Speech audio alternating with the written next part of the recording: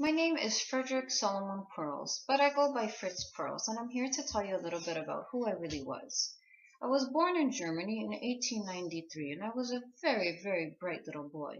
After high school, I decided to study medicine, and my family started itching about a left and a right because they wanted me to be a lawyer. So I had to sit them down one day and I said, "Look, I am not in this world to live up to your expectations, and you are not in this world to live up to my expectations. I am I, and you are you. If we happen to find each other, that's just peachy, but if not, there's really nothing you could do about this. That's just it." But that ended up actually becoming my philosophy. So I studied medicine, but I had to interrupt my studies because I joined the German army during World War One, and life in the trenches was agony. But I also worked with the soldiers who had had brain injuries. After the army, I finished my studies, and I still couldn't seem to find sense in the relationship between the mind and the body. Anyhow, in the meantime, I got married. I married Laura Posner, and we had two children, Stephen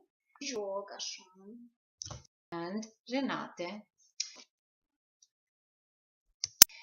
And after a few years, in 1933, being that I was of Jewish descent, my family and I had to flee Germany because of that Hitler who just seemed to raise hell everywhere he went. So we moved to South Africa.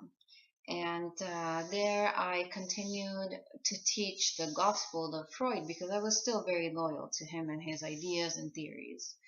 But then one day in 1936, after a Freudian conference, it just hit me. Oral resistances rejected. Resistances are always anal. That's just resentful. I was in a confusion, but at the center, sureness was born. So finally, Jan Smuts had the answer. Ecology. The organism as a whole embedded in its environment. That is the unit. Catharsis is in the gestalt. It's in the whole, not in the subconscious. It's right there on the surface. The neurotic is a person who is blind to the obvious. So I developed Gestalt therapy, and the basic principle of Gestalt therapy were derived from Gestalt psychology, but they didn't want to have anything to do with me, so they're lost. And with Gestalt therapy, I want to point out that behavior is so much more than the sum of its parts, and that people are not do not have emotions. They are emotions, they are feelings, they are sensations, and together these work and give rise to the person as a whole. Another intrinsic aspect of Gestalt therapy is the individual's experience in the present moment, in the now. What is happening right now? Let's try to pinpoint that. What are the feelings you are experiencing? What is your body telling you?